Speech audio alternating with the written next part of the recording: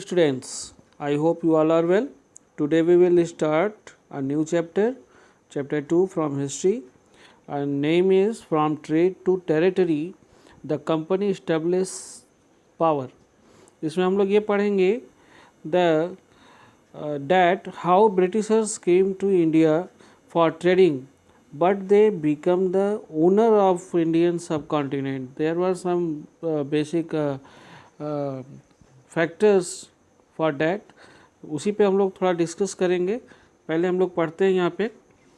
Aurangzeb was the last of the powerful Mughal ruler. Aurangzeb उस समय, जिस समय ब्रिटिशर्स इंडिया में आए थे, उस समय इंडिया में मुगलों का रूलिंग था. औरंगजेब उस समय का सबसे पावरफुल रूलर रहा है, जो साउथ इंडिया तक जाने वाला एक मुगल एम्परर था. उसके पहले कोई ऐसा रूलर नहीं था जो साउथ इंडिया तक कैप्चर किया था. He established control over a very large part of the territory that is known as India. India का बहुत बड़े लार्ज एरिया पे उसने कंट्रोल किया था. After his death in 1707, you must be remember always, Aurangzeb कब मरा था? 1707 में. उसी समय से माना जाता है कि मॉडर्न एज स्टार्ट हुआ था, मॉडर्न एरा स्टार्ट हुआ था. Many Mughal governors, सूबेदार and big zamindars began asserting their authority and establishing regional kingdom. अब इस समझ लीजिए कि औरंगजेब के मरने के बाद कोई भी एक ऐसा रूलर नहीं रहा है जिसने औरंगजेब के बनाए हुए एरिया को प्रॉपरली गवर्न किया हो और उस पर कंट्रोलिंग रखा हो. उसके बाद के जितने भी रूलर थे वो वीकर रहे हैं, कोई भी रूलर रहे हैं, सभी वीकर रहे हैं, इसलिए उन्होंने कंट्रोल वो लोग नहीं कर पाए. तो जितने भी औरंगजेब ने या मुग़लों ने गवर्नर्स अपॉइंट किया था अलग अलग स्टेट को, अलग अलग पार्ट को प्रॉपरली गवर्न करने के लिए, जिसको हम लोग सूबेदार भी बोलते हैं, उन लोगों ने या जमींदार थे, उन लोगों ने असर्ट करना स्टार्ट किया, कंट्रोल करना स्टार्ट किया और देयर अथॉरिटी, अपनी पावर को धीरे धीरे उन लोगों ने बढ़ाया और इस्टेब्लिशिंग रीजनल किंगडम, और अपनी एक रीजनल किंगडम बनाना शुरू किया. As powerful regional kingdom emerge in various part of India, Delhi could no longer function as the effective centre.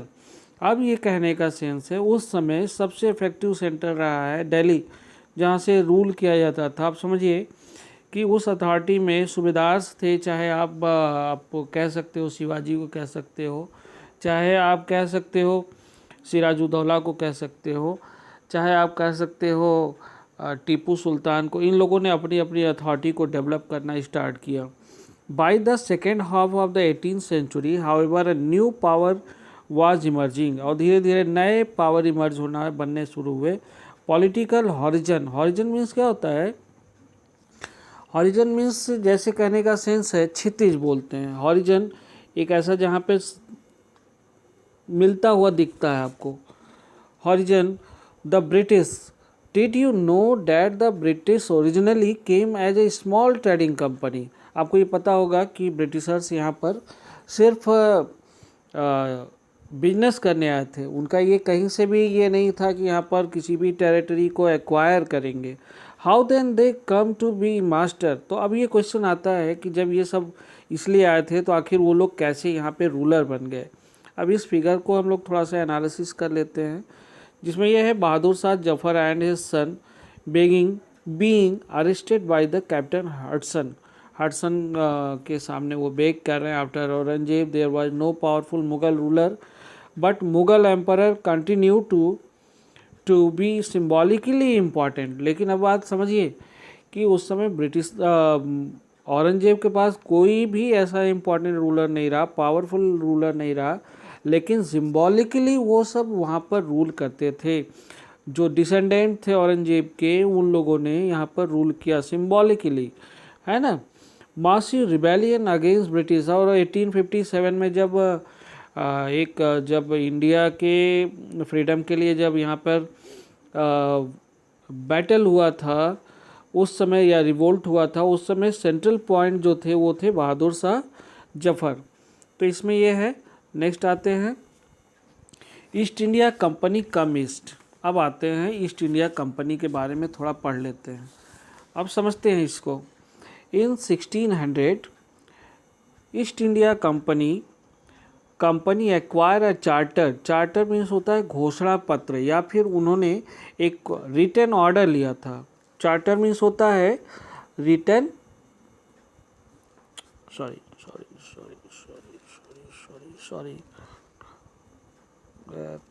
Written order लिया था, है ना, फ्रॉम द एलिजाबेथ फर्स्ट। उस समय रूलर कौन थी? Elizabeth first. Granting a sole right to the trade with the east. उन्होंने east की तरफ ट्रेड करने के लिए पूरी राइट लिया कि आप जाएंगे, और टोटल ट्रेडिंग पे राइट सिर्फ ब्रिटिशर्स का होगा, ब्रिटिश ईस्ट इंडिया कंपनी का होगा, ईस्ट इंडिया कंपनी का होगा। That no other trading group in England could compete with the East India Company. उसमें ये था कि कोई भी ऐसा नहीं होगा जो कि यहाँ पर या ईस्ट की तरफ कोई दूसरा यूरोपियन कंट्री ट्रेडिंग नहीं करेगी। नेक्स्ट आते हैं हम लोग आगे। विथ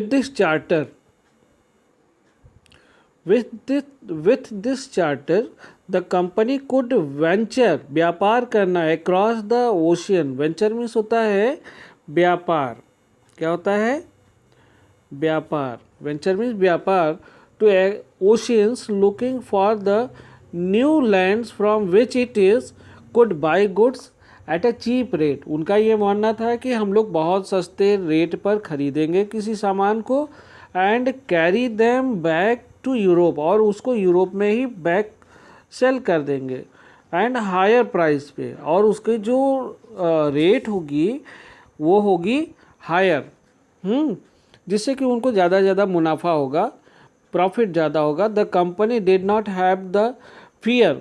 अब कंपनी फियर में नहीं थी कंपटीशन की, भाई सीधी सी बात है, जब उसको राइट मिल गई है, एलिजाबेथ उस समय क्वीन थी, एलिजाबेथ फर्स्ट से, तो उन लोगों ने ये सोचा कि हमें हाई रेट में प्रॉफिट मिलेगी, हाई क्वांटिटी में, और हम लोग ज़्यादा गेन करेंगे। अब आगे आते हैं, थोड़ा सा इस मैप को भी डिस्कस कर लेते हैं। ओके,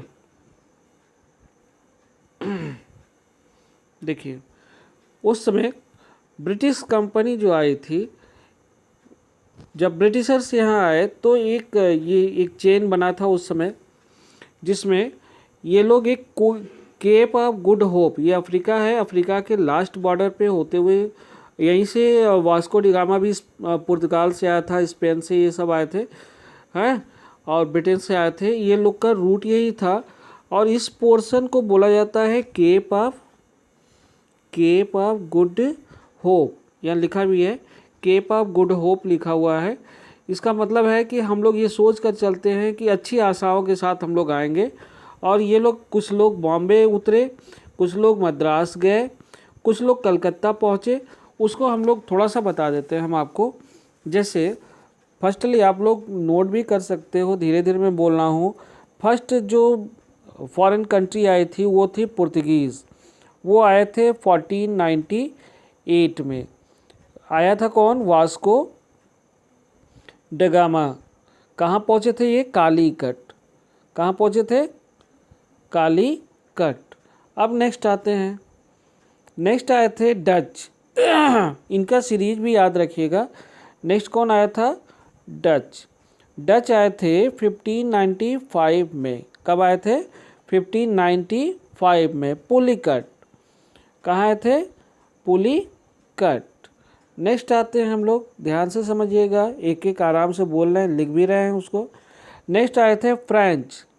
कौन आया था? फ्रेंच आए थे। वो आए थे 1669 में। कब आए थे? 1669 में। इनका जो वो जगह था वो था पौंडीचेरी। फर्स्टली वो कहाँ आए थे? पौंडीचेरी। और एक आए थे फिर बाद में, मतलब यहाँ बीच में आए थे ब्रिटिशर्स। यहाँ पे ब्रिटिशर्स, फ्रेंच के पहले आए थे ब्रिटिशर्स, है ना, वो आए थे यहाँ पर 1600 में। ओके, और इन्होंने स्टेबल किया था बंगाल में 1669 में, अपनी कंपनी को स्टेबल किया था फर्स्टली। ठीक है, तो इसको थोड़ा दिमाग में रखिएगा आप लोग, सभी लोग। नाउ अब आते हैं, एक टॉपिक है मर्केंटाइल। इसको आप लोग क्वेश्चन में लिखना भी है, नोट्स भी बनाने हैं, थोड़ा सा ध्यान से समझिए। मर्केंटाइल मीन्स होता है अ बिजनेस इंटरप्राइजेस, वो business that make profit primarily, जिसका सेंस ही क्या होगा, सिर्फ प्रॉफिट लेना थ्रू ट्रेड। और किससे?